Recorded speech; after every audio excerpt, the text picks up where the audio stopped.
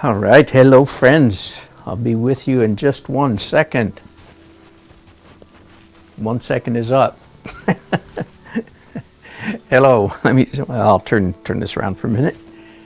Let you see my happy, messy studio. My name's Dan. Maybe you know that. And this is Daily Art Adventure number 862. I have a funny color going on here.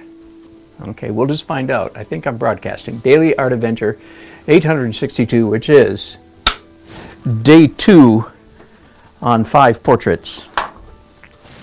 And for you Facebook people, I have a message, and you can't hear what I'm saying, maybe. So Facebook people, let me know. Do we have sound? We had some problems with that yesterday. Hello, YouTube friends, and I'll have a monitor up with you guys in just a minute. Not there yet, but coming soon, I'm sure. Same thing with Facebook. Bear with me just a minute. All right, I'm going to start painting anyway. All right, let's zoom in on the job at hand. And I really have to change the title of the broadcast, because instead of doing hang on, still working with sound here. Instead of doing 5 portraits, I'm actually doing 6. This is obviously one that I started a while ago, and it needs just a little bit of work, and I just decided to do some of the work with you guys watching me here. And as you know, I'm very transparent with you guys. I feel like the only way to do an honest, what I do day to day broadcast is, among other things, don't pretend to be anything. I'm not going to pretend to be anything I'm not. So you're getting me raw, au natural. This is how good I am and how good I ain't, all at the same time. All right, whoops. Still waiting for a monitor, come on. Don't have any yet here.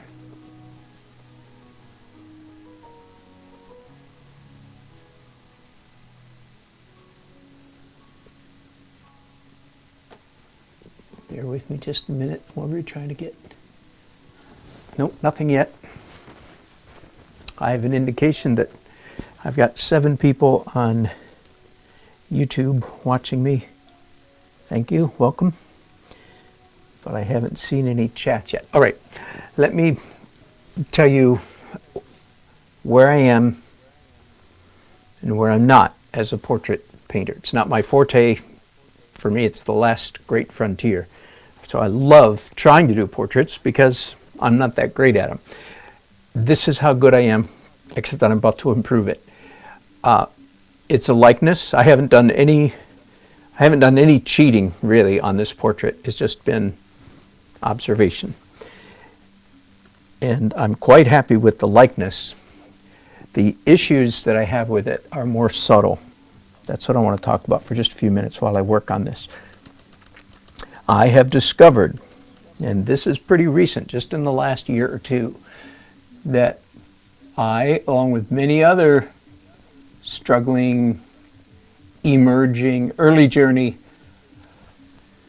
portrait painters, I, like many others, tend to over contrast and over articulate the lines, or the edges, that's a better word, edges, in my portraits.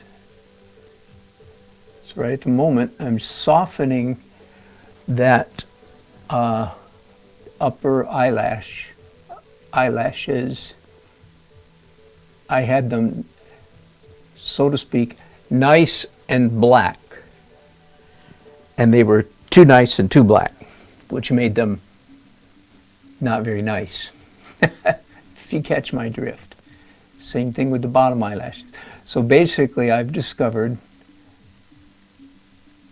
that I tend to make my dark lines too dark, like this little crescent shape under her nose right there is too hard, too dark, and too hard-edged, both. Especially, I think, part of the standard wisdom, and I'm just getting this now, is especially for a child's face.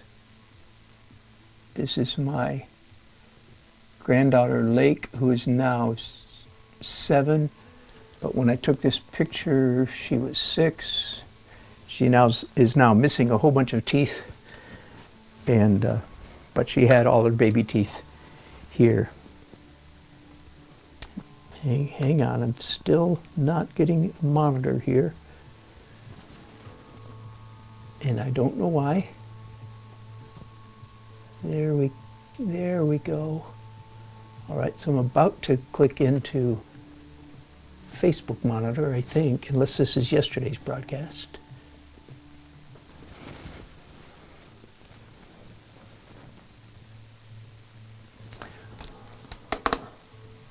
Oh, no, that's yesterday's. Okay, let's back up. Let's back up.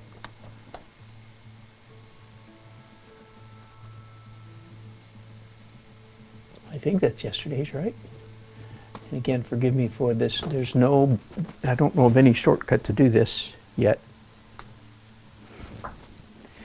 All right, so my default error is too much contrast and edges that are too hard. And I don't know, I'm zoomed in about as far as I can get, but I have the bottom edge of her bottom lip is quite sharp here. But in the photograph, now see, the photograph is, I'm arguing with the photograph because I would say, yeah, but it's just a bad photograph. And indeed, it is. It's just with my phone, you know. But on second thought, or as I'm getting slightly better at this business, I'm going, oh, no. It will look better if I make that edge under her bottom lip soft instead of hard. And again, I'm talking out loud with you. That's part of the reason I do these broadcasts, is so that I am forced to speak these principles, these guidelines, out loud to myself. So I'm mixing up some flesh tone right now. Of course, titanium white, a little bit of yellow ochre, some oxide red. Do not write those down. This is not a time for taking notes like recipes of color. I'm just telling you what I'm doing so you're not bored to tears while nothing's happening on the screen. So bear with me. Trying to match that color. Okay, close enough. So I'm going to soften it in two directions. First, I'm going to soften using the flesh tone, the skin tone, up into the lip, too high into the lip, in fact, because then I need to blur it in both directions, you know, because it's in the right place. It's just too hard edged. So you can't correct that with a one-step process. Okay, so now her bottom lip is too high, if you catch my drift. The bottom edge of it is too high.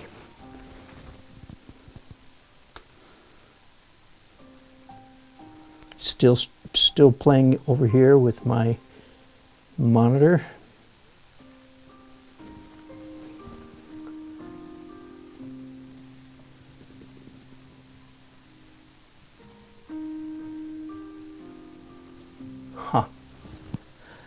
Nope.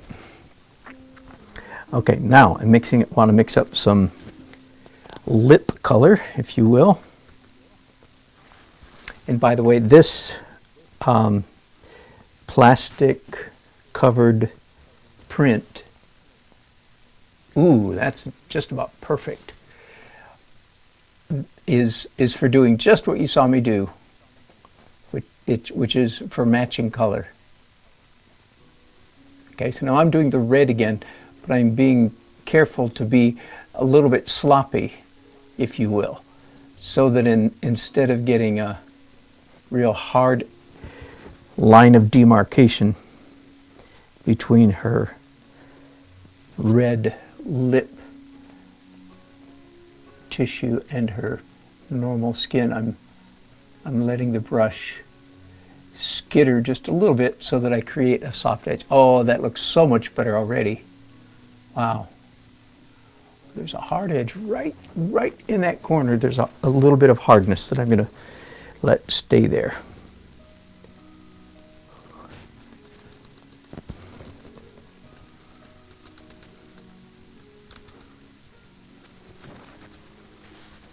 I'm going to start this Facebook again.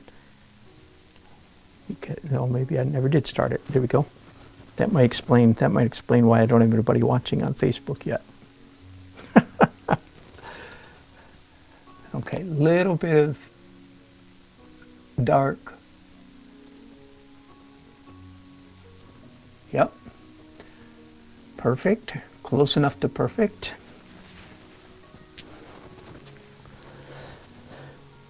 But it doesn't explain why my monitor.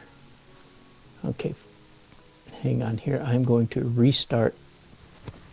I'll tell you what I've got going over my left shoulder here on my other desk. Right behind me is I've got a laptop tuned into my Facebook page, and I have an old phone tuned into my YouTube page. Now it turns out that if I pay a small fee, I can get a service that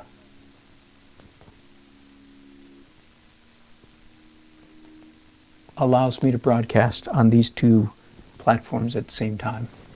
But I'm being quite facetious about the small fee part. I was a little amazed and dismayed day before yesterday when I actually looked it up. I thought it was a reasonable fee, but it's not. It's $75 a month. Now, if I was making, or if I had the prospect of making a whole bunch of money by broadcasting on two platforms at the same time, then it would certainly be worth the $75. But such as it is, it's not. So, oh, there we go. Now we have somebody watching on Facebook. Now all I need to do is get my monitor over here up and running. I'm sure that will start happening soon.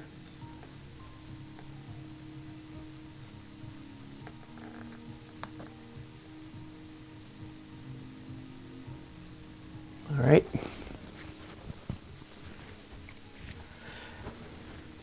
Now back to softening this edge under her nostril. Again, soft edges, soft. This is the frontier of my journey. The front edge of my journey as a portrait painter. It's, palm to forehead. Duh. Duh. You mean all these edges are supposed to be soft? What? Okay, that's just to let you know where I'm at. That impulse, that the tendency to make my edges too hard and my values too contrasty. I'm not really too embarrassed about it, to tell you the truth, because I happen to know that both of those impulses are like universal in painting. Those are tendencies I've had my whole painting journey, and it's just that because I'm not a full-time or I'm not majorly a portrait painter. Therefore, I'm making the mistakes that most other people also make. That looks better. I think I'm going to, I need to work on her hands. Should I do that now? Yeah, a little bit. I'll work on her hands a little bit right now before I leave. And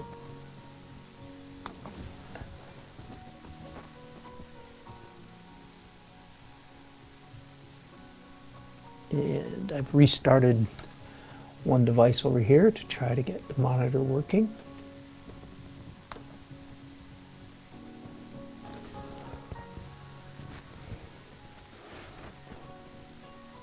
There we go, it worked. Rebooted that device and now I'm getting a feed. So there we go, I can say hi to you guys. Hello, Uncle 60 again, and Michael, and Light Blue, and Deborah. So good to have you old friends here with me.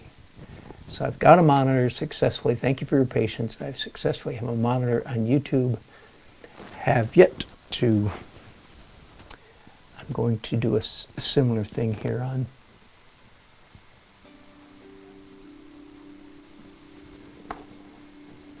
Facebook. I'm going to restart the app here. And I'm particularly curious to know, Facebook, do we have sound? Facebook, do we have sound? Question mark, question mark, question mark.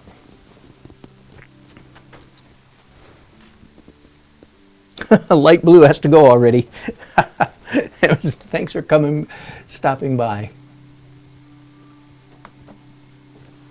All right, back to the job at hand.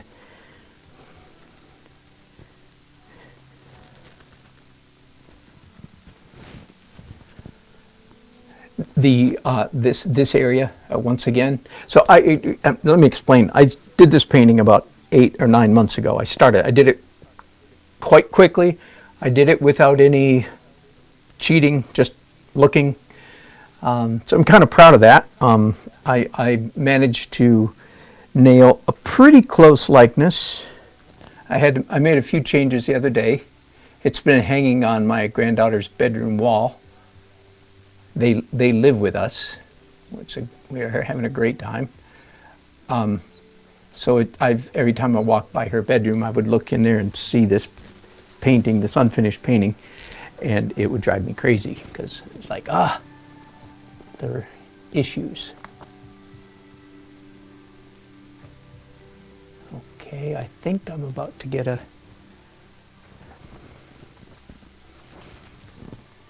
No.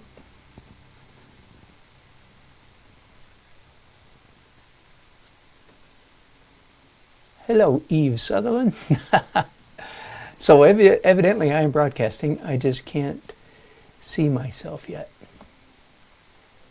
We'll get there, I hope. And I do sincerely apologize for all these breaks that I'm taking while I'm trying to get my technology up and running. Twice the platforms, twice the technology, twice the devices, and twice the headache. That's exactly right.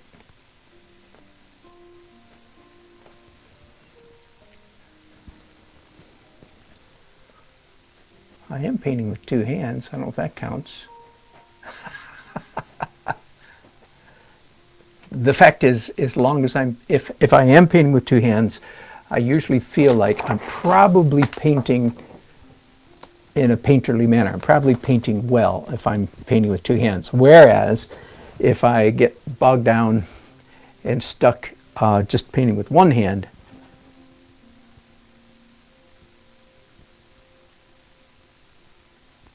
okay, I see a contentful comment there, and I'm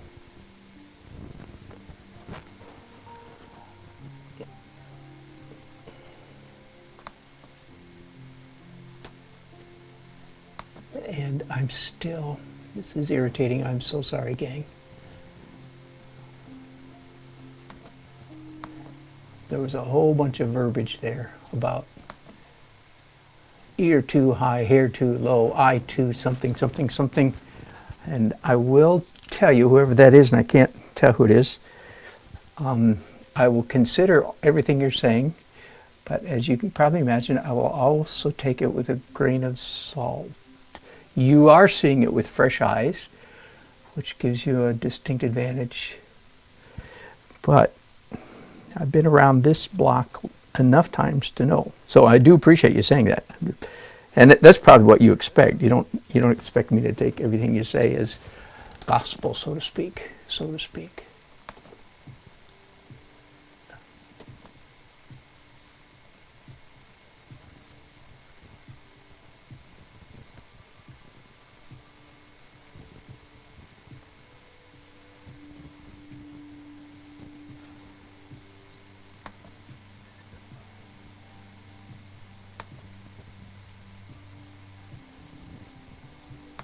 Forgive me.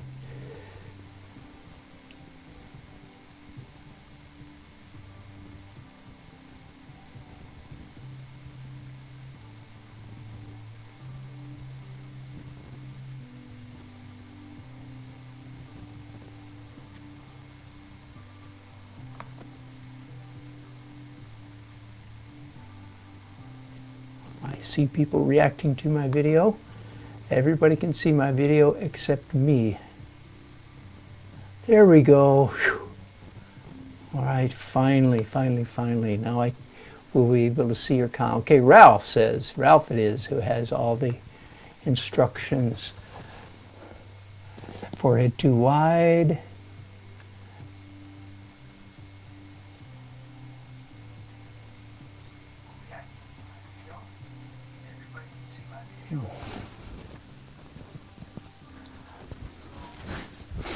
You know what, Ralph? Thank you. You are correct. It's I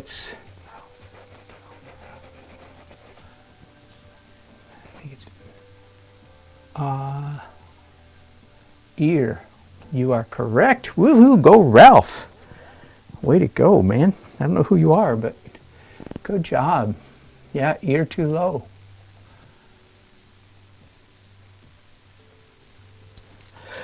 I've talked about this. I talk about it often when you, in portraiture, when you've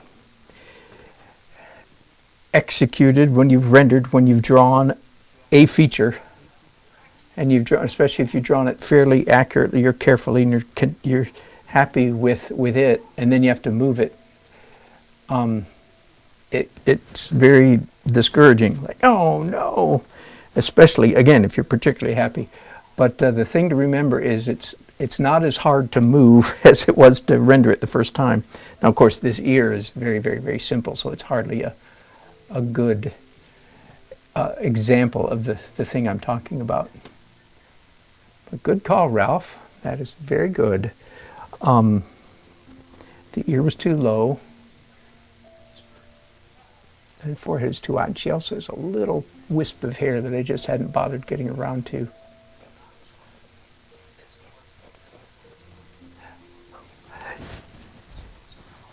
Usually when I talk about colors, I say don't take notes. So I'm going to make an exception to that right now. This is one of those, make note of this. It turns out, in my humble opinion, and doggone, I am so humble. You just can't get much more humbler than me, really. I've always been proud of my humility. Okay, no, sorry. Okay, in my humble opinion, quit the jokes, just to say what you're trying to say. There is an ideal tube of paint, a color, that is very good for rendering, as a starting point, for rendering brunette hair, brown hair. And it's raw umber. Now, there's a wide range of raw umbers among different manufacturers, so I will tell you that the raw umber I use is actually student grade. That's a long story.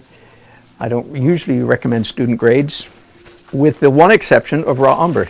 Anyway, and the brand I'm using that I've found is just a good starting point for anybody with brown hair. It's Soho brand,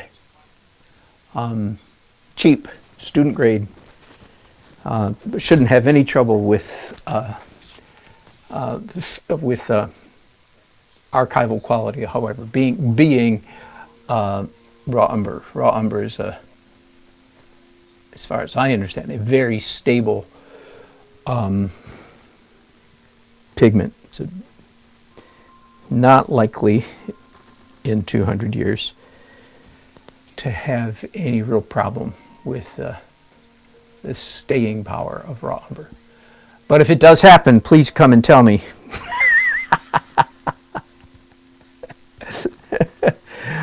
Listen, all of my paintings are guaranteed for 500 years. If in 500 years they don't stand up well, then please let me know, and I will be issuing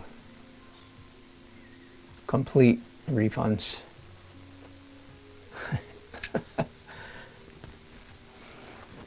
Hey, this is a perfect face to talk about something. I want a little bit of teaching. I do know a few things about, by the way, I never did finish that ear, did I? Let's do a little bit more. A few things about portraiture, and the things that I do know, as you know, I'm more than willing to pass on. Hi. Hello. Yeah. Excellent. Okay. Okay. Okay, great. Hello, Nicholas Bravo. Okay. If you understand how things work, you're more likely to render them correctly, properly, accurately. If you understand what is making something appear. For instance, if you understand the physics of a sunset, if you understand why does a sunset look the way it looks, then you're more likely to render it accurately.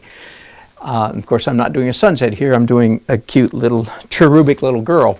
But it just happens, obviously the light's coming from the upper left. And there are two kinds of light happening in fleshy, chubby, especially youthful skin. Everybody's skin the same, but especially a young skin like this.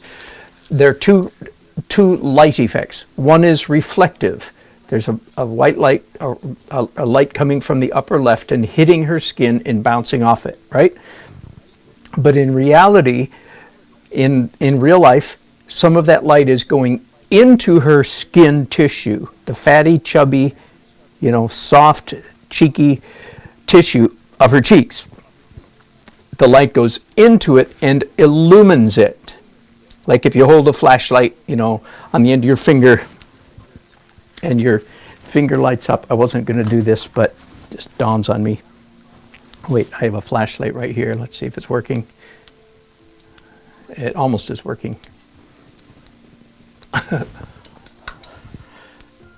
There we go. Sorry, it's not working very well. It's flashing.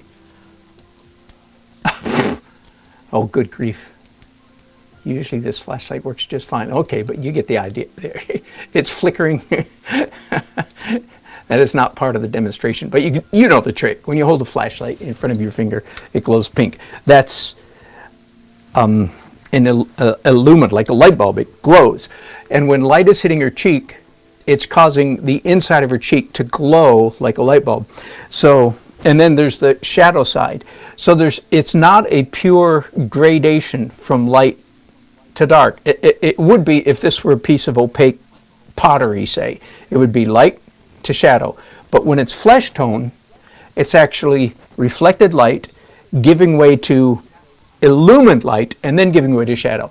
So on the boundary on flesh, the boundary between the reflected light and the shadow side is almost always an intensification of red, blood, chroma, intensity, brighter color. Right on the boundary, you see it right here on this cheek. Here's the shadow, here's the light, and in between there's a pink area. That's where that comes from, because the light is entering her cheek tissue, causing it to glow like my finger with a flashlight. So if you keep an eye out for that, if you understand that principle, you're more likely then to catch it as it happens. Okay, do we have any other? David Bader, welcome from Key Largo.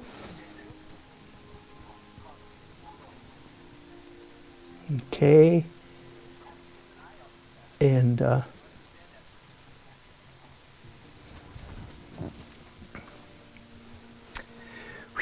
I'm going to put this painting down real shortly because this is not the one that I really want to work on.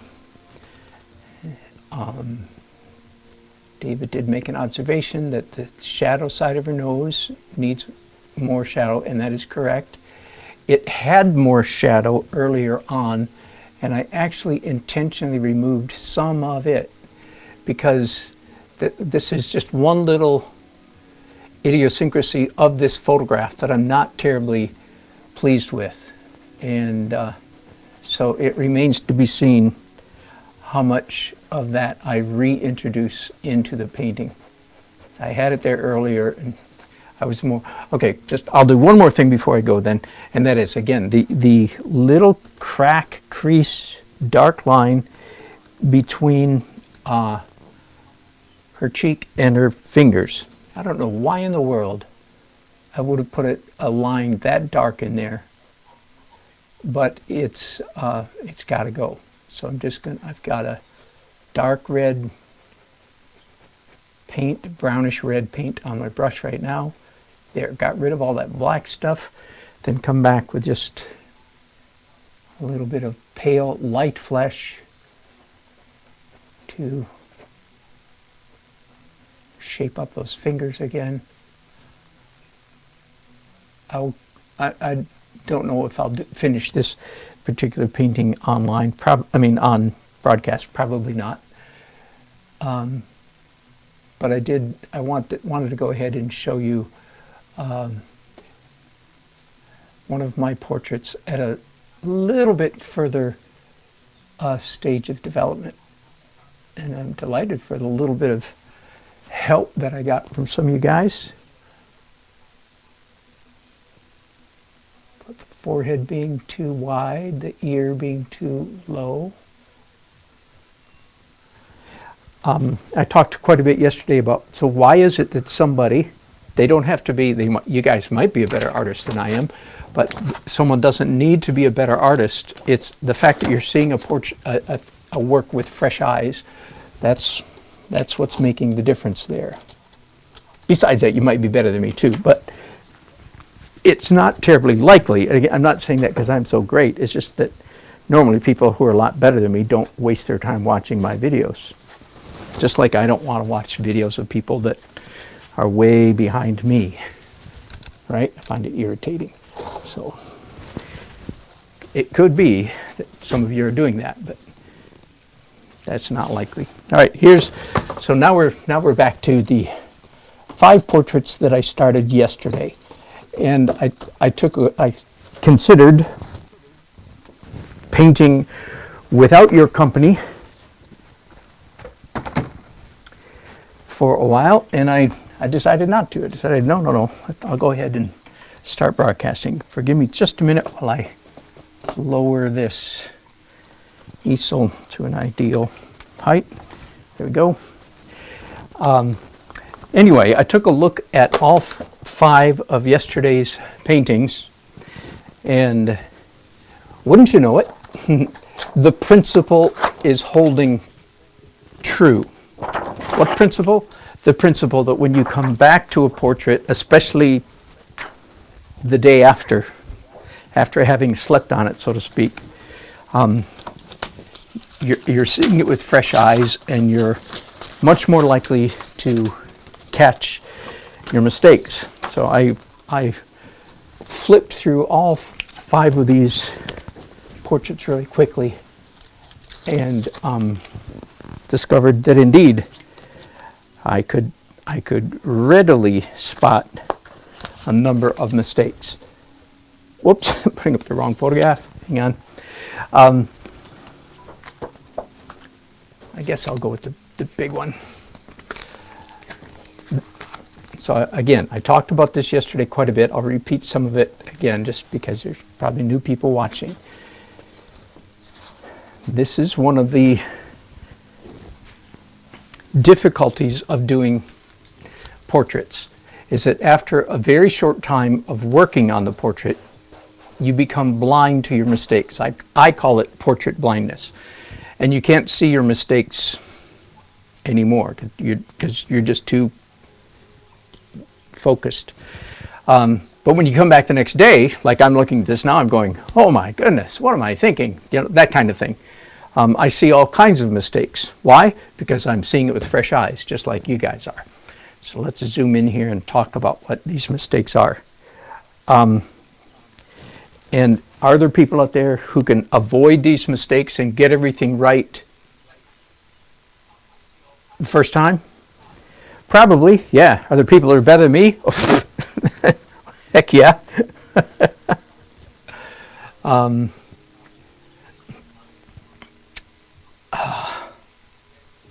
Okay, there's several things.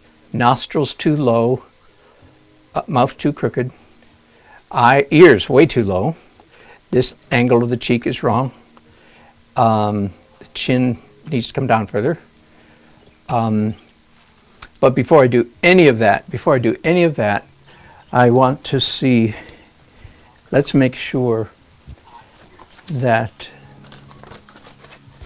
I want to get the eyes in the right position first. Right, so here's one of my nifty little tools that I made myself. It's simply a piece of thick plexiglass with some parallel lines very carefully scratched into the back. The middle line on each side is imbibed with a red ink, so it stands out. So here's what I want to do. I just want to let's check. So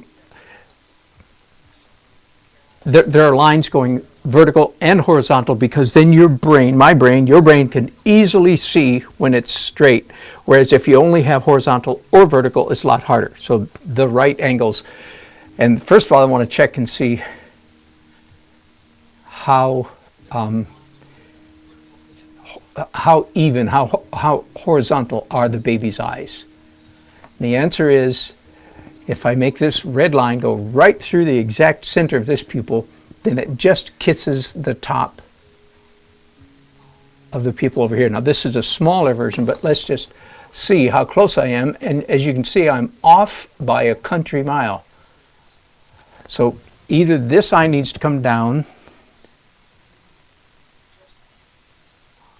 but as a matter of fact, I think both eyes need to come down, and one just needs to come down further than the other. Now, I painted this yesterday. I doubt very much that I can. Oh, I can. Look at that. How about that? That's a happy development.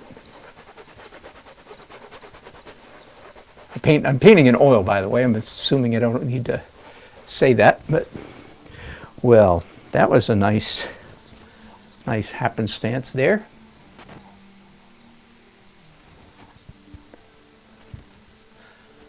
Thanks, David, for that notice that the sound is lower on Facebook than it is. Let me see if I can do anything about that. Not sure that I can, but I will give it a try. Here we go. Okay, I just turned up the input and the output on the Facebook camera. All right, let's do now, redraw these eyes. And thankfully, I can still see where they were, so that helps me figure out where to redraw them. So again, one of the tricks that I described yesterday is that I will employ more and more technical, stringent, exacting, whichever word you want to use, cheating methods, cheating techniques, as the painting proceeds. Okay, as I go along, that is not right. Don't panic. No animals were harmed in the making of this eye. Right now, on 4 of these paintings, I'm not employing any particular cheating technique other than just simply like using the horizontal marker box. All right, now, according to my earlier impressions, let's put a pupil back in here. I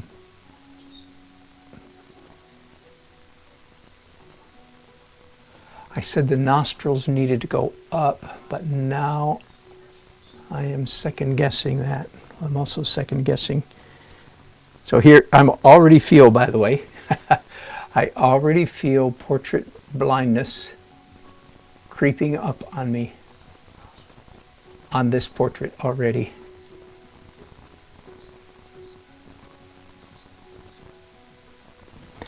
Hang on, I'm going to get my horizontal vertical tool again.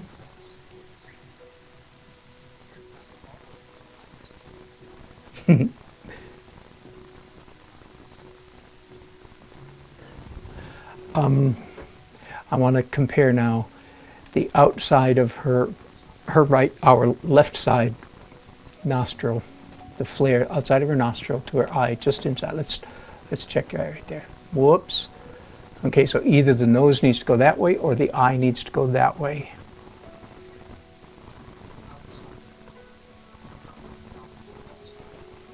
I don't like the way that eye is looking, so let's just make it more abstract till I'm more confident about it. Huh. I just saw it, just got a flash of insight. This nostril needs to move to our left. This one may be in the right position already. Now there was a moment a while ago, 15 minutes ago, where I thought the nostrils needed to go up, but that's before I moved the eyes down, so I think that's taking care of that. Now one of the problems I have is her mouth is a little bit too crooked. She's got this beautiful little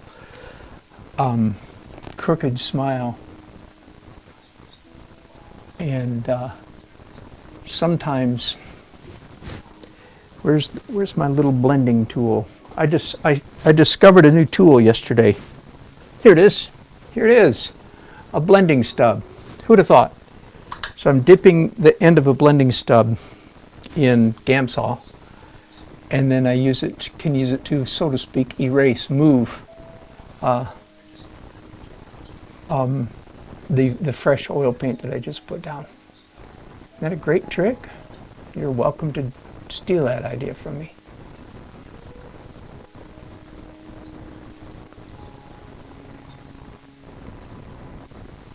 By the way, I didn't say anything about this yesterday.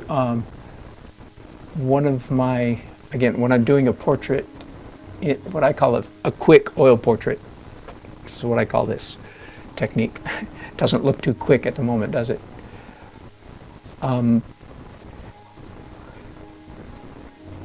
I render the entire face in monochrome in one color, and in this case, as you can see, in browns before I begin to worry about color, or I should say before I worry too much about color. That's just one way of doing portraits. You are welcome not to imitate me, or you're welcome to, yes, imitate me. No, let's get the top of her ear in position. If I just beneath her eyebrow, which I haven't drawn yet. Oh my goodness, that means their ear goes all the way up to here. Boy, I was just off by a mile on that, wasn't I? And let me tell you how it feels to be a portrait painter and discover that you've missed something by a mile. It doesn't really hurt that much. It only hurts if somebody who's never done a portrait is watching you. They might think, dang, you're pretty dumb. You're not very good as an artist. Everybody who has tried portraiture is going, yep, I do the same thing. The fact of the matter is our brain is only capable of processing so much visual information at a time. And so while we're busy focusing on this or that thing, this or that issue, feature, so forth, something else, it completely escapes our notice, and that's how we make dumb mistakes like that. It's quite simple. All right, I think with this tool I can lighten. Okay, she's beginning to look like herself now. She really hardly was at all before now. Now it is, but now look at, I've got her, now that I've moved her ear, discover, oh my goodness, her collar is, which means her whole torso. Oh my goodness. Her whole torso is completely too low. You know what I mean by that? You catch my drift? Her whole body, she needs a body endectomy. I need to have radical surgery and raise her entire body. Either that or I can redo her head, hey? Which is an option, right? But no, that is not an option I'm happy with. So, no, it's easier to raise her body than it is to, her whole body, than it is to raise her head. Uncle is a 32nd of an inch. Is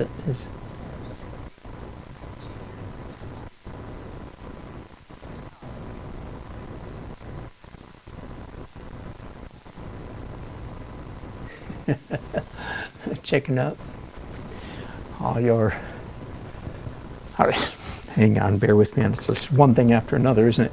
So now that I've moved on to the rest of the baby's physique, I need to turn my reference. This is just the way I'm decided to do it this time. I've got an enlargement on all of these. I have an enlargement on one side and a full figure, if you will, full rendering on the other.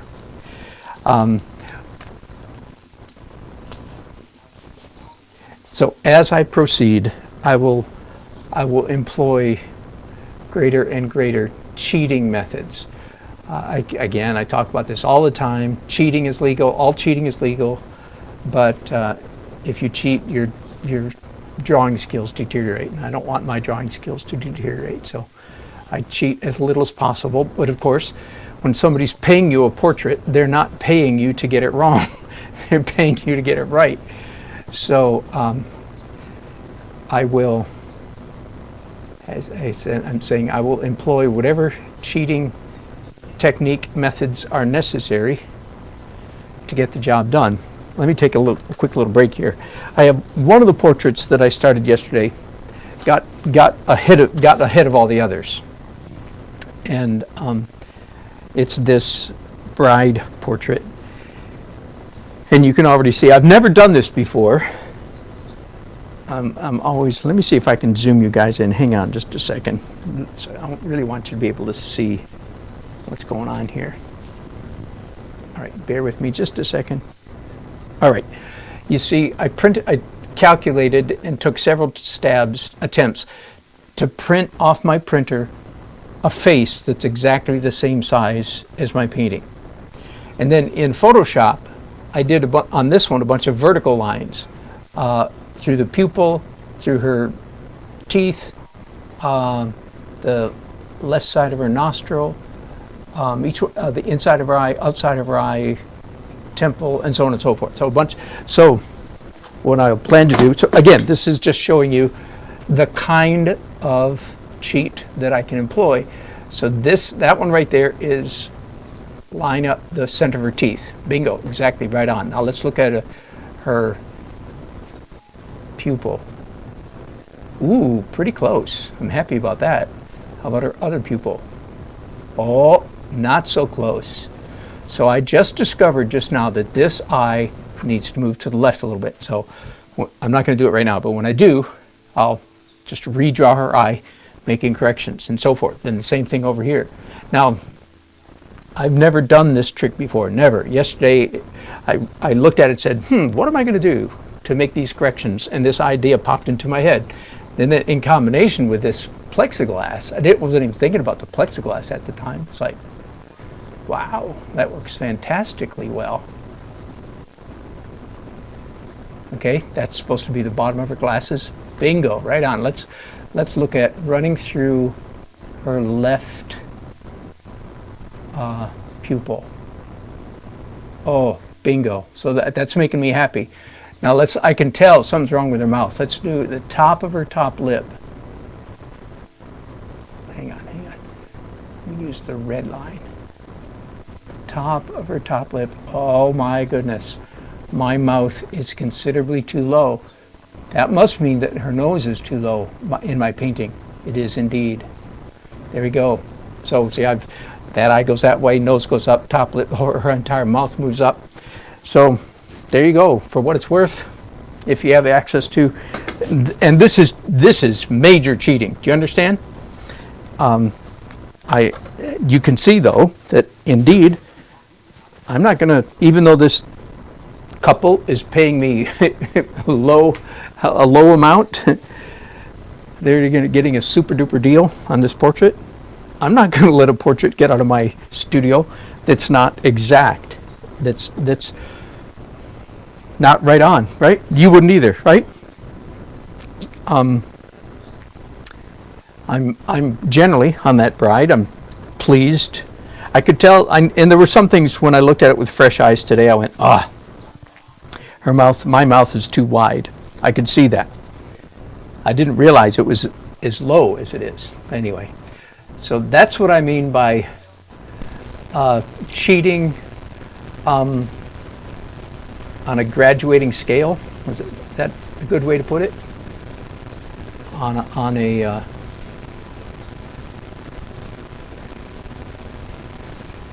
yeah, graduating scale. Good enough. All right.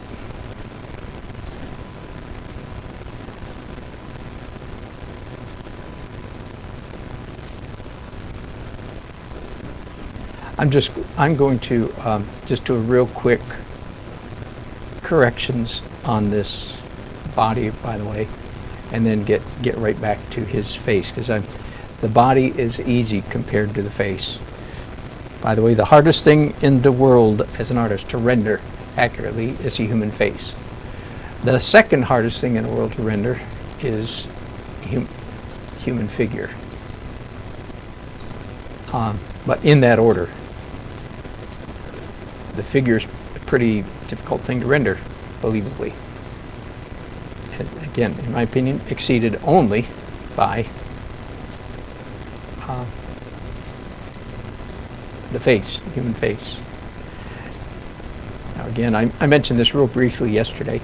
On your way to being a better portrait painter, one of the stages you have to successfully graduate from, if you will, is you need to be able to, pretty much off the top of your head, you need to be able to render a beautiful or believable or ideal or typical, which any one of those words will do. Ideal, typical, beautiful, human face. If you can't draw pretty much off the top of your head, in my opinion, and I think I'm right about this, if you can't draw a good human head, face, then you're not ready for portraiture yet. Drawing a beautiful face is a piece of cake compared to capturing a perfect likeness. Does that make any sense to you? All right, I am almost completely blind, so I'm just going to quickly scrub in a few more lines here. And by that, in this case, I mean erase a line over here. Get rid of this ear. I'm really tickled about my new invention here, by the way. Blending stub. Again, I'm dipping it in my Gamsol down there. All right, that's not exact, it's not perfect, but I'm blind, so da-da-da. So I haven't, yesterday I explained this several times, I haven't mentioned it yet today. There's a trick, there's method to my madness. Why am I doing 5 portraits all at the same time? The reason is because it's easier. because it's a way to compensate for portrait blindness, which I think everybody suffers from. I think I have seen.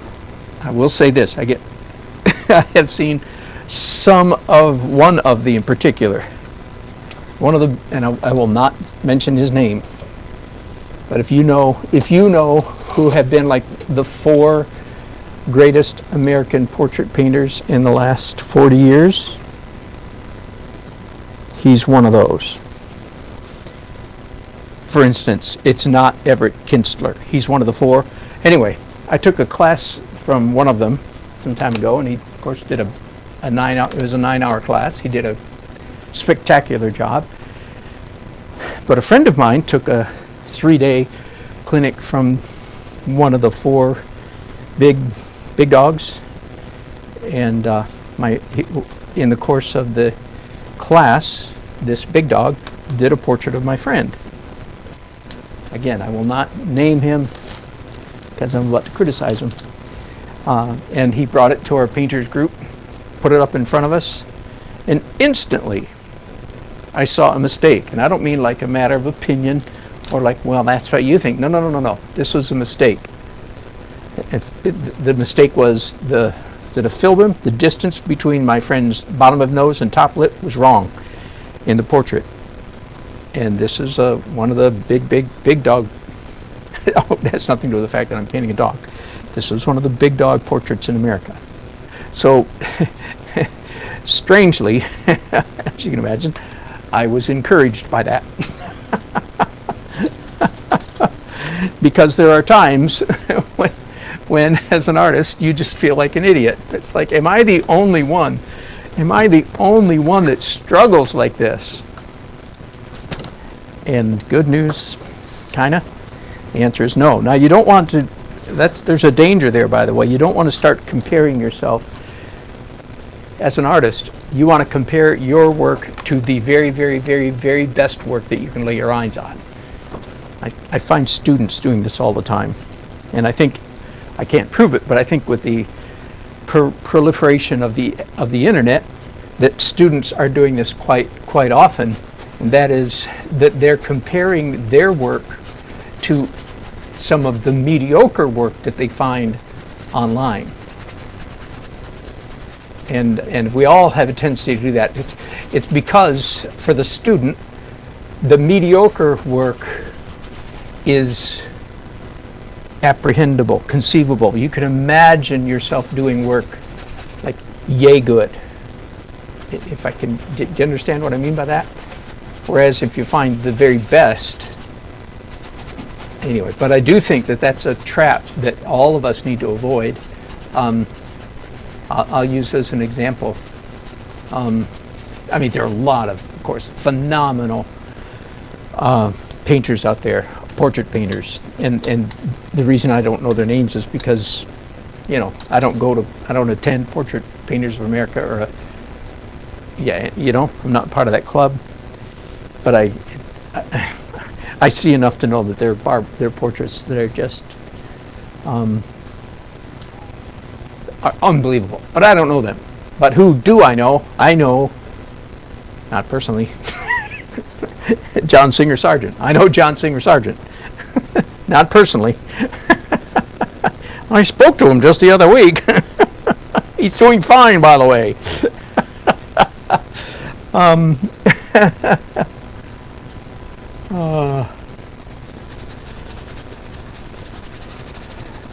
So, you know, who do I want to compare myself to? Yeah, John Singer Sargent. That's who I want to chase. And again, I think that's a mark of wisdom or maturity on my part. I'm not patting myself on the back like, ain't I wonderful. It's just a caution that I sometimes I think I see among early journey painters. This tendency to make oneself feel good by comparing oneself to so-so artists. So don't compare yourself to me. That would be the obvious. That would be the obvious inference of everything I'm saying. Don't copy. Don't be influenced or impressed by me. Go copy somebody better. Dang, that went downhill fast, didn't it? Okay, so I hope there's some kind of exception to this rule that I just illustrated. Okay, the other side. On the other side of the coin, here we go. Whew. On the other side of the coin, there is this other principle: you can learn something from anybody, and I believe that very passionately too. I remember 30 years ago when I moved to Raleigh. I had moved here from Fort Worth, Texas, and I was an illustrator in both towns, of course. And in Fort Worth, I stumbled upon, I didn't even know there was such a thing until somebody told me about it. I stumbled upon the Dallas Society of Illustrators and started going to their meetings. That was when I started discovering the value of peer review and rubbing shoulders with one's peers and superiors. It was just so, I mean, I was in my mid-30s as a fairly young illustrator, and man, I would go to the Dallas Society of Illustrators and just soak everything up like a sponge. Just, I mean, everything that I saw there. And as Dallas is a pretty sophisticated market. Every artist, every month there would be somebody would do a demo, and I would just lap it up like a starving pilgrim, just like, oh, show me more, show me more, show me more.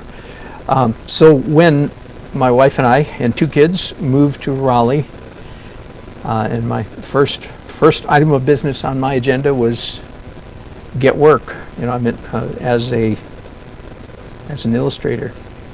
And so part of that project, part of that task was, as soon as I hit the ground, I said, okay, is there a Society of Illustrators or a Raleigh Society of Illustrators? Turns out, not by that name, but turns out indeed there was. It was called North Carolina Association of Designers and Illustrators. So they had broadened their appeal a little bit, but it was mostly people in the Raleigh area. And it was mostly illustrators. So I guess part of the reason I'm telling you this is just to say again what I believe there's such benefit, so much benefit in doing this. I encourage you to do it. Find the group that you can attend. Some of you are saying there isn't any, and I know, I'm sorry about that. We'll do it online. Anyway, part of the reason I started this whole crazy history is to tell you that when I showed up in 1989, there was a young man who was just a little bit younger than me who was a part of this group. His name was Drew Blair, D-R-U-B-L-A-I-R, and probably nobody on this broadcast has ever heard of him. But if I breathed the name of Drew Blair in the right circles, I promise there would be audible gasps. So humor me. Somebody gasp for me, would you? So Drew Blair lived in Raleigh at the time. Who knew? So who is Drew Blair? Quite simple. He is, probably still is, he left town 15, 20 years ago now. But he is the best airbrush artist in the world. So there you go. So all you have to do is Google Drew, D-R-U, Drew Blair.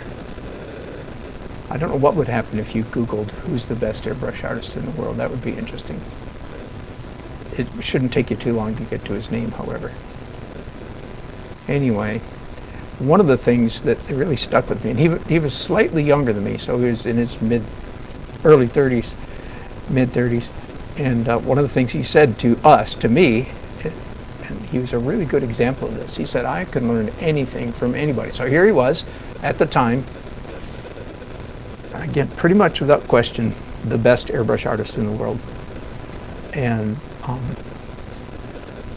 he said, nah, I can learn anything from anybody. I kind of filed that away. That really made an impression on me as a fellow artist. And I've attempted to emulate that to some degree and pass it on to many other, especially young people. Here's an example. Here's an example of that. And you know, I sort of have this perverse pleasure among my fellow artists in saying anything good at all about Thomas Kincaid. And just by saying that, several people who were listening are having apoplectic seizures on the floor right now. I hope I jest, but you get the idea. Because as artists, we're supposed to have a seizure whenever anybody invokes the name of Thomas Kincaid. Fill in your own words. You get the idea. Okay? And I know I've said this many times, and I'll say again. Feel free. Have a seizure of disgust and revulsion. Of course, you and I both suspect that part of the revulsion is because he made $1 gazillion, and I haven't yet. You haven't yet. That's part of the reason for the revulsion. Truth be known, it has a name. Envy, jealousy. But anyway, be that as it may, it's a real mistake. It is a real mistake for artists, any artist, to have that reaction, because you're cutting yourself off from the opportunity to learn something. You don't have to be him. You don't have to even like his stuff. But did you learn anything from him? If you didn't, it was your loss. And again, don't avoid that, in my opinion. Avoid all snobbery. What is a snob? A snob is someone who identifies themselves by that which they disdain or look down upon. That's a snob, and it's, in my opinion, never a mature, wise, or good impulse. Never a good idea to be a snob. You identify yourself by things that are noble and lofty and above you. Don't identify yourself by things that you're above, or things that are beneath you. Anyway, that happens all the time in our culture, by the way. It happens left, right, and center. You know, if you're in one room and you dare to say you like country music, you know, again, half the people in the room will spit out their tea and gag and cough and stroke because you like country music. But if you're in another room and dare to say you like opera, half the people in the room will spit out their beer. Get it? These are things. Some of the things I feel like I've had to learn the hard way. Oh no! Don't despise anything that's good. Not even Thomas Kincaid. You don't have to be like him. You don't have to approve of what he did with his artwork. But you're very, very, very unwise. You just despise him and leave it at that. All right, sermon number what? Rant number what?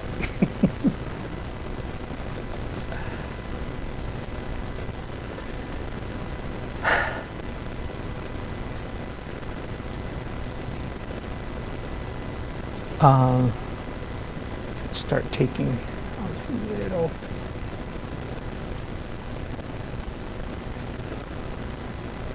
Very delicate steps toward some detail here.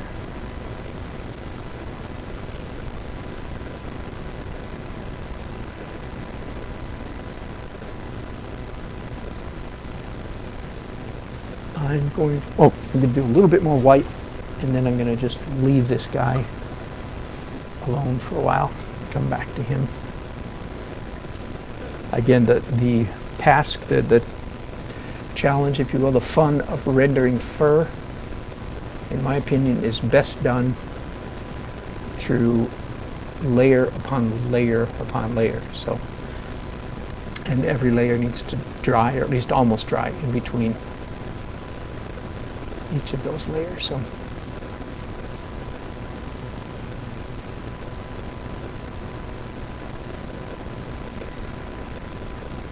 So there's not an awful lot more I can do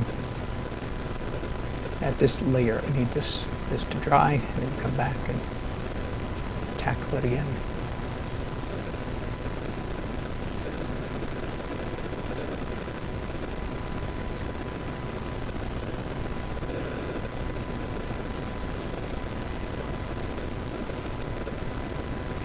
some feet sticking out. Lost his feet temporarily.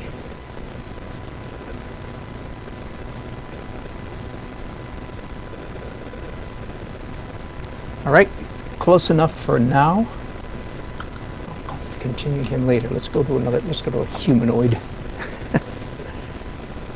All right, let's go to Kim. This is a good friend of my family, of my wife's, Kim Coley, running for political office. She won a primary here locally a couple weeks ago.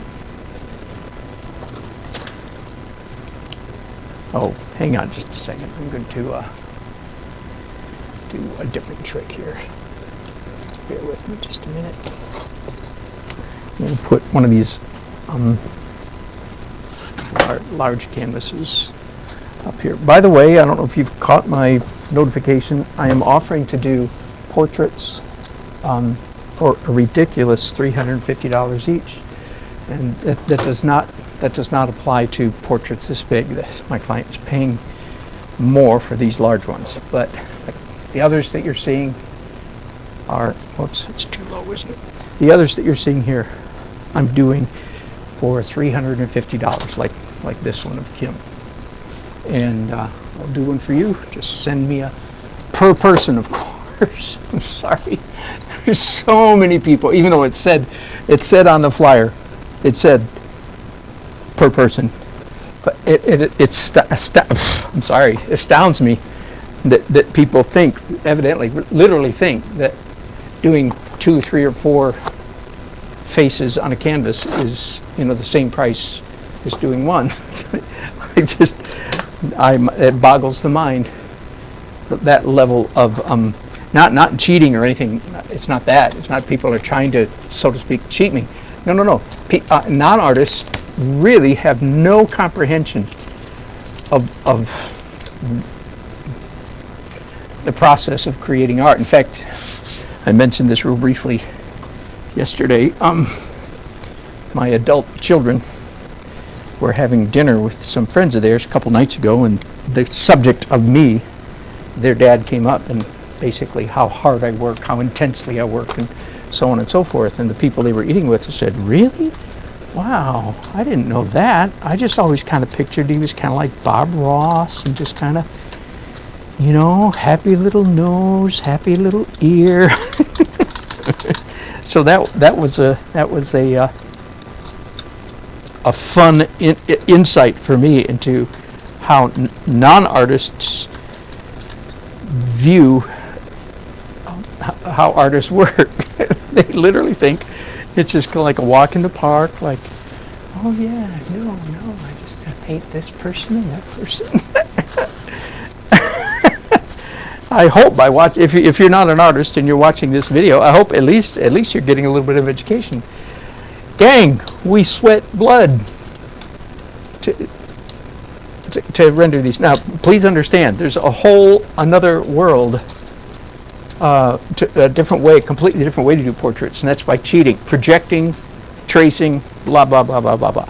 Okay, that's yes, you can do that, but I've already given. Why don't I do that? Again, because I don't like the thought of my brain shrinking.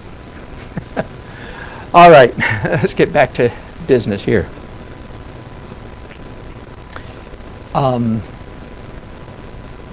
So I looked at this briefly a little while ago, and my eye picked up on, because I'm seeing it with fresh eyes today, having slept on it overnight. I didn't dream about it at all, I promise. Didn't dream about any of these portraits. Thank goodness. So when I come back today, I'm seeing with fresh eyes. Okay, first of all, let's start here. Hairline is too high. And again, because I'm just seeing this with fresh eyes, so it's easy to see my mistakes, so to speak. And as a portrait painter, I have no embarrassment or shame. It's like I'm not embarrassed that I made these mistakes. Again, I think that's the Bob Ross. When people think that this stuff just, I don't know what they think. If you're a good artist, you don't make mistakes. Like, what the heck? What are you talking about? Now maybe if you're like again like those old Chinese guys in Manhattan that are the best I've ever seen. I spoke to them. This is some 8 years ago or so. And I asked them, so who are you guys? Because they were so good. And I said, how do you get that good? And this old guy, he was about 70 years old, in the sidewalk, and he was phenomenal. And he spoke very broken English. And he said, well, I started when I was 5. Okay.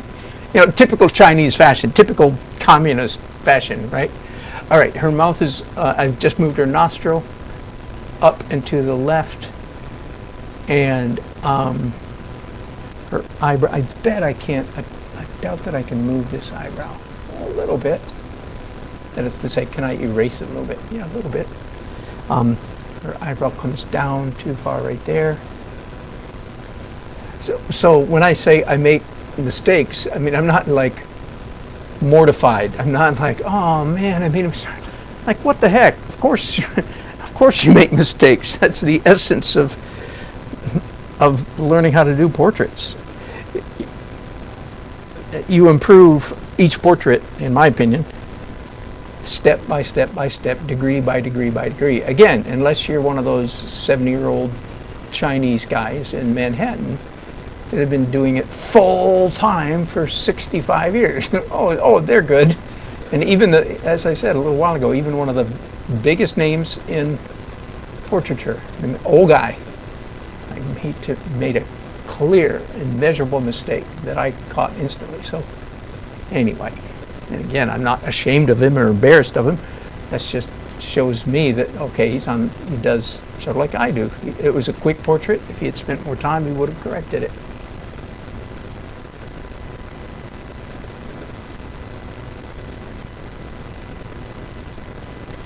Anyway, I guess that was all that outburst, that rant. I do a lot of rants, in case you haven't noticed.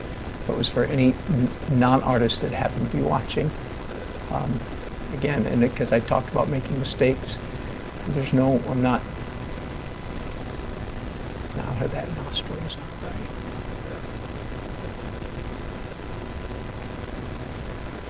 right. That nose just got worse. We have a solution to that. Let's just take everything I just did and just take it off. It's back up. Oh. I see a whole whopping 2 people are watching me on.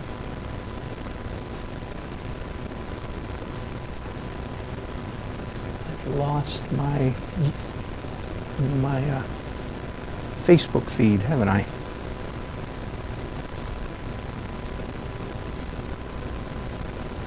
YouTube is still going. I'm going to restart Facebook here. All right, something went from bad to worse on her nose. So let's.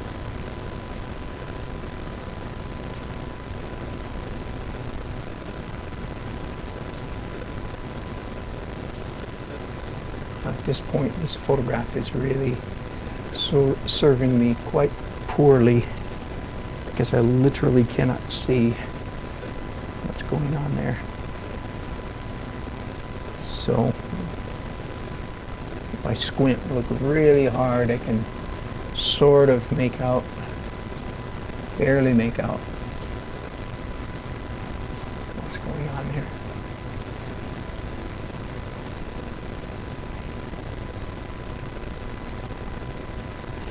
Many times when you're doing a portrait and you think that thing A is wrong, that a certain thing is wrong. In fact, I would say more often than not, you're wrong about what's wrong. And it's actually something else that's wrong. Sometimes you're right, but more often than not, you're actually incorrect. I'm going to restart Facebook here and hope it goes all right.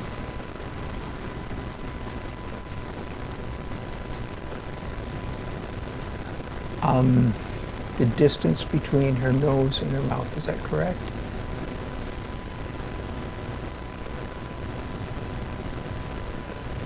I think so. I've got the angle at the top of her nostril that's wrong.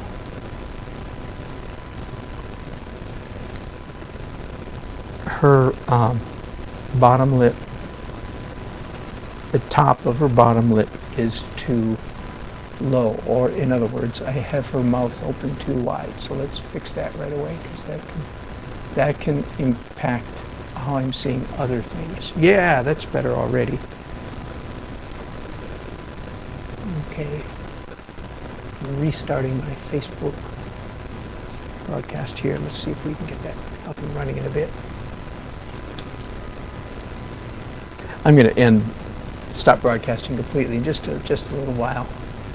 Work by myself, but I did want you to just witness the process. Oh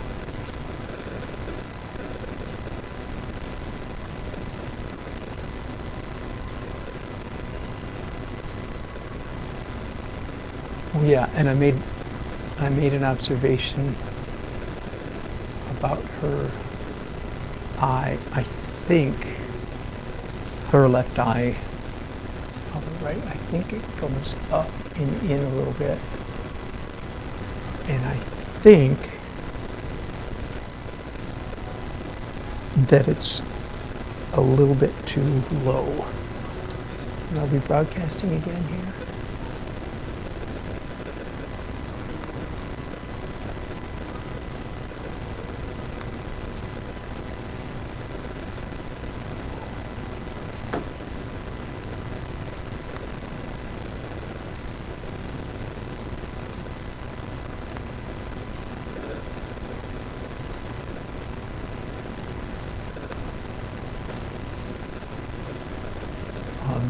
Yeah, I think it comes up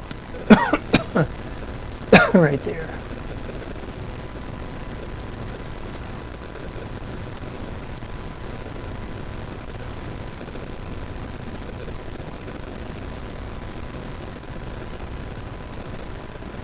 And I think there's a tiny bulge right here indicating, getting just the faintest glimpse of her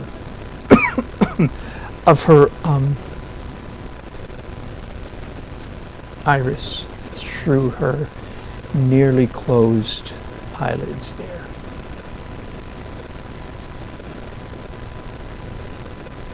Shorten that eyebrow a little bit.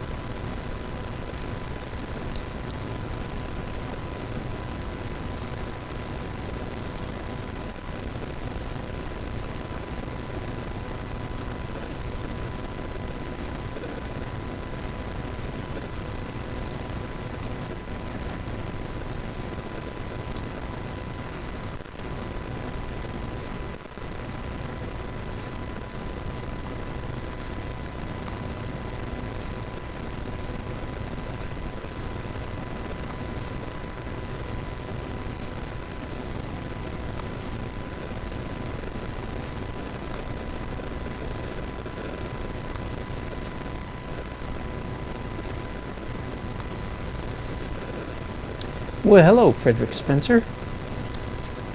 Thank you for Nancy. Thanks for the encouragement.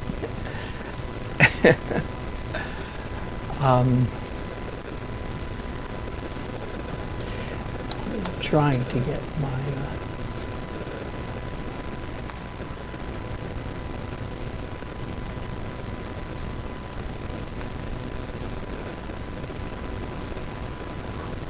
this computer is behaving so slowly.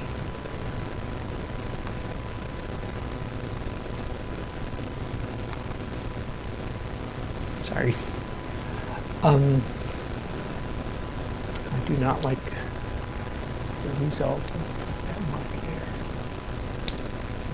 There is, however, very faint crease above the eyelid. It's supposed to be fainter than that.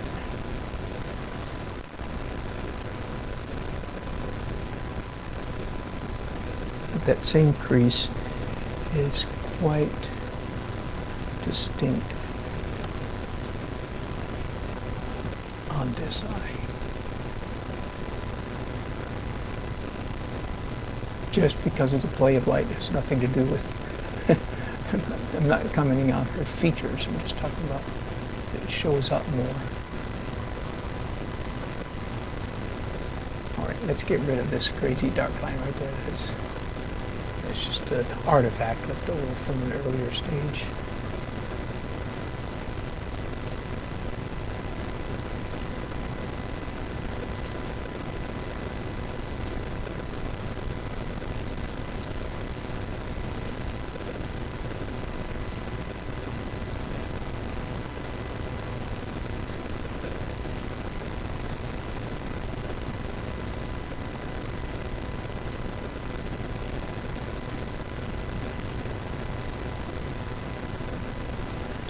All right, and do a little bit. Oops, that's all I have of her finger. Not very much. Let me do a little bit on her finger.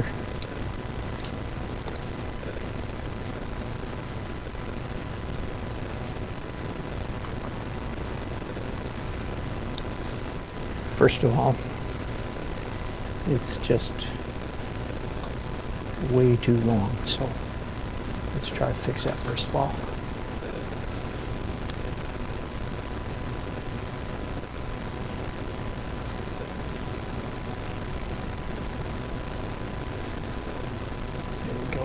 Nice color, quick color match. And it's also too fat, so there, got it. Skinified.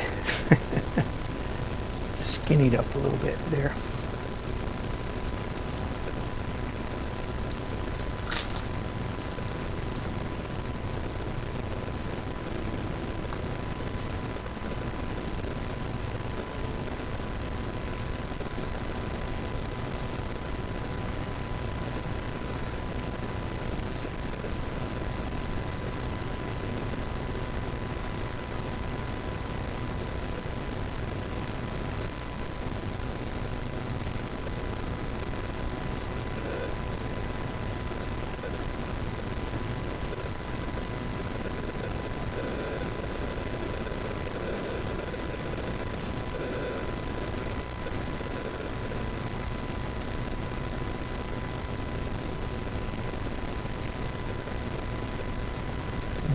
The back of her hand I'm having to make up.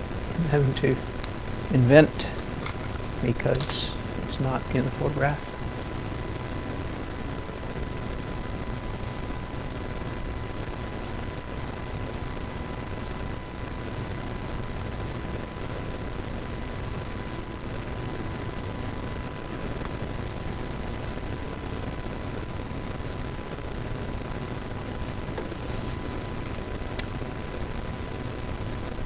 I am honestly just about ready to move on from this portrait for the very reasons I have been repeating frequently here in the last couple of days. The trick here is you can do 3, 4, 5, 6 portraits better and faster than you can do one. Because each one, I'm going to leave this now, I'm going to leave Kim for a while and do 4 other portraits before I come back to her. So not only will that be, you know, an hour or more importantly, when I come back, my mind will be filled with all the other portraits. So I will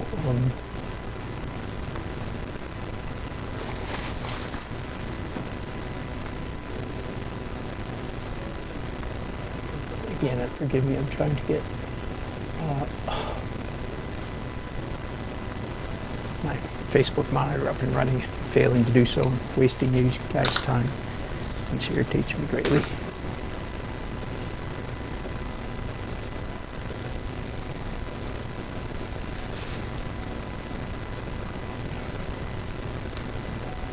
A little bit of light on this cheek.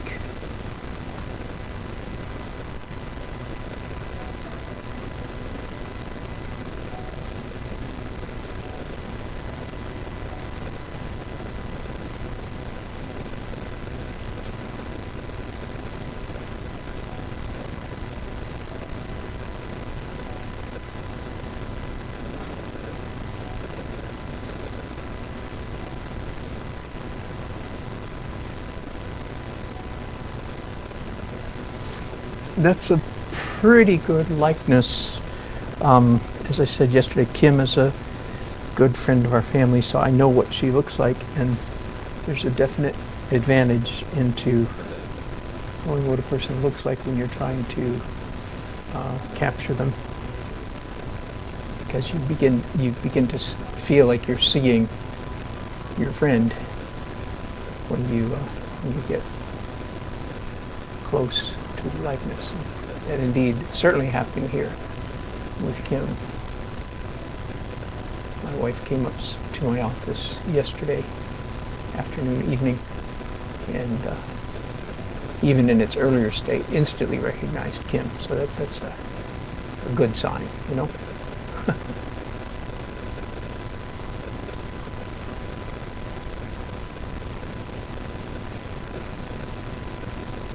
I'm just going ahead and doing a little bit of hair.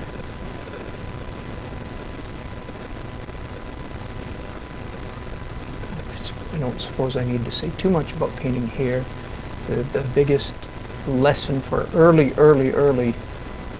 portrait painters, you don't paint hairs in the plural, you paint hair as a mass. And I'm sure I don't need to say that because you guys already know that quite well.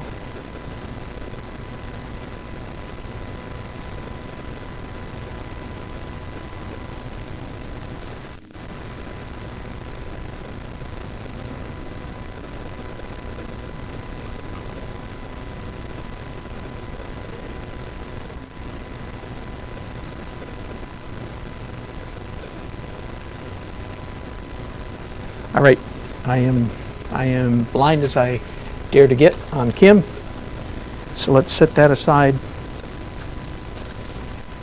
and I'll just do a little bit on the next one, which is either JJ or Jefferson. I think this one is Jefferson, but I don't know. I'm doing two brothers, and when I came up to my studio an hour and a half, 2 hours ago, whenever it was, and just flipped through each of these portraits very quickly, looked at this one and said, ooh, ooh, ooh.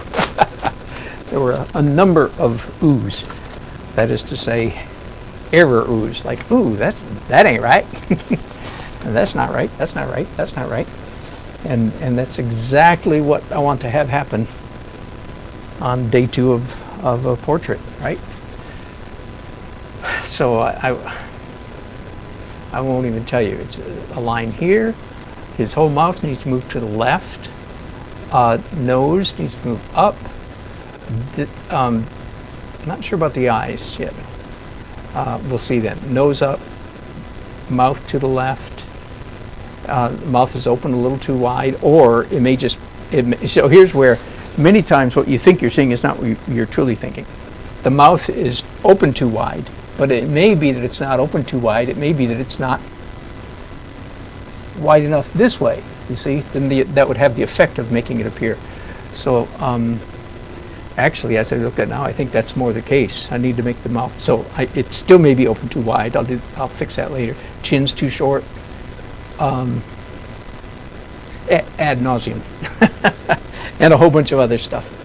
But I'm going to end this broadcast and work by myself for a while, partly because my feet are getting sore and I want to sit down. I like painting standing up better until my feet get so sore that I want to quit. So sitting down is better than quitting. But thank you guys for your company. I've enjoyed it very much. Appreciate your chats and your talk. Gene, the finger. That's so funny. Indeed. All right. Thanks for your time. I guess I'll turn you around this way so you can see who's this guy that's talking to us. That'd be me. Okay. Love y'all. Bye. Stay healthy.